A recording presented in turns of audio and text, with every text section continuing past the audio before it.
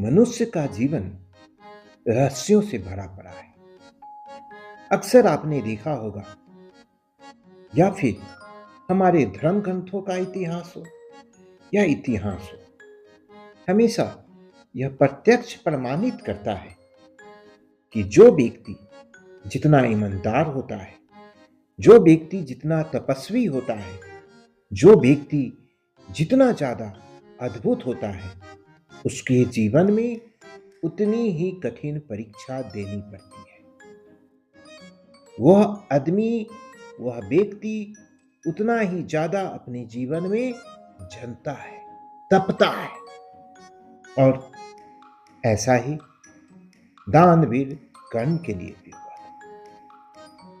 शायद इन परिस्थितियों से निकलने के कारण ही कर्ण, जो अपने जन्म से भोगता ही रहा बिना किसी गलती का, और एक महावीर कैसे अपनी चीजों को खोया, और मनुष्य का जो जीवन है उसके विषय में रामधारी सिद्धिंकर ने रश्मि रथी के चतुर्थ सर्ग में बताया है।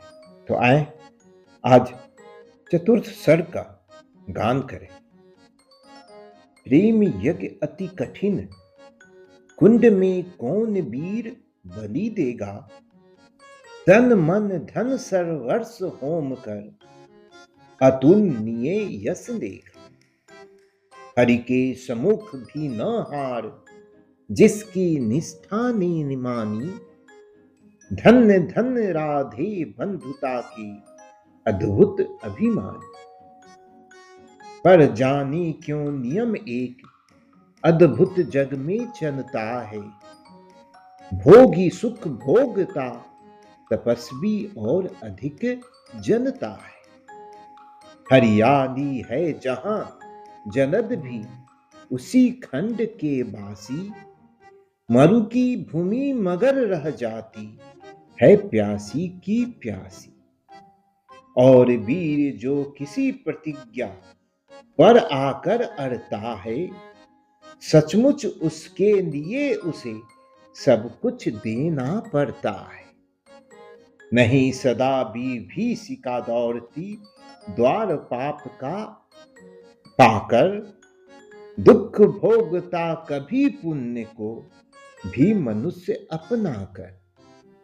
पर तब भी रेखा प्रकाश की, जहां कहीं हंसती है। वहां किसी प्रजनित वीर नर की आभा बसती है। जिसने छोड़ी नहीं लीक विपदाओं से घबराकर, दी जग को रोशनी टेक पर, अपनी जान गंवाकर। नरता का आदर्श तपस्या के भीतर पनता है। देता वही प्रकाश आग में, जो अभीत जलता है। आजीवन झेलते दाह का, दंस वीर व्रतधारी। हो पाते तब कहीं अमरता के पद के अधिकारी। प्रण करना है सहज कठिन है, लेकिन उसे निभाना। सबसे बड़ी जांच है व्रत का, अंतिम मोल चुकाना। अंतिम मूल्य न दिया अगर तो, और मूल्य देना क्या। करने लगे मोह प्राणों का, तो फिर प्रण लेना क्या। सस्ती कीमत पर बिकती रहती जब तक कुर्बानी, तब तक सभी बने रह सकते हैं त्यागी बलिदानी। पर महंगी में मोल तपस्या का देना दुष्कर है। हंसकर दे या मूल्य न मिलता, वह मनुष्य घर घर है। जीवन का अभियान दान बन से अजस्त्र चलता है।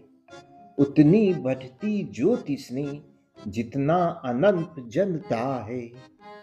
और दान में रोकर या हंसकर हम जो देते हैं, अहंकार बस उसे स्वत्व का त्याग मान लेते हैं। यह न स्वत्व का त्याग दान तो जीवन का झरना है। रखना उसको रोक मृत्यु के पहले ही मरना है। किस पर करते कृपा वृक्ष यदि अपना फल देते हैं। गिरने से उसको संभाल क्यों रोक नहीं लेते हैं। ऋतु के बाद फलों का रुकना डालों का सरना है। मोह दिखाना दे वस्तु पर आत्मघात करना है। देते तरु इसीलिए कि रेशों में मत कीट समाए। रहे डालियां स्वस्थ और फिर नए नए फल आए। सरिता देती वारी की पाकर उसे सुपुरित धन हो। बरसे मेघ भरे फिर सरिता उदित नया जीवन हो। आत्मदान के साथ जग जीवन कारी जू नाता है। जो देता जितना बदले में उतना ही पाता है। दिखना ना कारपन्य आप अपने धोखा खाना है। रखना दान अपुण्य रिक्त निज का ही रह जाना है। व्रत का अंतिम मोल चुकाते हुए न जो रोते हैं। पुण्य काम जीवन से एकाकार वही होते हैं। जो नर आत्मदान से अपना जीवन घट भरता है। वही मृत्यु के मुख में भी पड़कर न कभी मरता है। जहां कहीं है ज्योति जगत में, जहां कहीं उजियाला, वहां खड़ा है कोई अंतिम मोल चुकाने वाला। व्रत का अंतिम मोल राम ने दिया त्याग सीता को। जीवन की संगनी प्राण की मणि को सुपुनीता को। दिया अस्थि देकर दधीची ने सीबी के अंकतर कर। हरिश्चंद्र ने कफन मांगते हुए सत्य पर अड़कर। ईसा ने संसार हेतु सूली पर प्राण गंवाकर। अंतिम मूल्य दिया गांधी ने 3 गोलियां खाकर। सुन अंतिम ललकार मोल मांगते हुए जीवन की। सरमद ने हंसकर उतार दी त्वचा समूचे तन की। हंसकर लिया मरण ओठों पर जीवन का व्रत पाला। अमर हुआ सुकरात जगत में पीकर विष का प्याला। मरकर भी मंसूर नियति की सह पाया न ठिठोली। उत्तर में 100 बार चीख कर बोटी बोटी बोली। हमारे धर्म शास्त्रों ने सच ही कहा है कि मनुष्य के जीवन का सबसे बड़ा हथियार दान है। और इस दान के द्वारा मनुष्य अपने जीवन को मुक्ति के मार्ग तक ले जा सकता है। और शायद ये सबसे बड़ा गुण दानवीर कर्ण के अंदर था। और दान जब दे दिए तो उसके लिए पछताना नहीं है।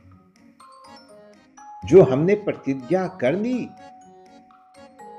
और जो प्रतिज्ञा के द्वारा हमने अपने जीवन के हिस्सों को खो दिया, उसके लिए रोना नहीं, उसके लिए पछताना नहीं है। अगर रो ही दिए तो फिर उस दान का कोई मोल नहीं है। रामधारी सिद्धिंकर ने जीवन की इन नियतियों को, जीवन की इस अवधारणा को, जीवन के इस सत्य को इतने बेहतरीन उदाहरणों के साथ प्रस्तुत किया है कि क्या कहना। तभी तो वो राष्ट्र कवि रामधारी सिद्धिंकर है। आज भी हम जब उनकी कविताओं को पढ़ते हैं तो मन बाग-बाग हो जाता है, मन प्रसन्न हो जाता है और लगता है कि उनकी कविताओं की पंक्तियों का पाठ करते ही चले जाएँ। आँखें स्वतः बंद हो जाती हैं और मन उनके भावों में डूबने लगता है। मैं रामधारी सिद्दीकर का सत-सत नमन करता हूँ।